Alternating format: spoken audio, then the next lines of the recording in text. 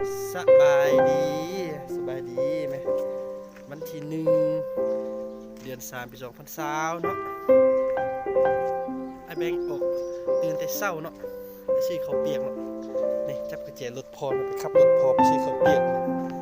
เนาะไปซื้อข้าวเปียกมั่มๆเนาะซื้อ2 ถุงเนาะให้กับน้องเลยถุงนึงเนาะให้จิมถุงนึงเนาะมันก็ซื้อข้าวเปียกได้ไหมซื้อข้าวเปียกมั่มๆได้ไหมขอบแก้มก่อน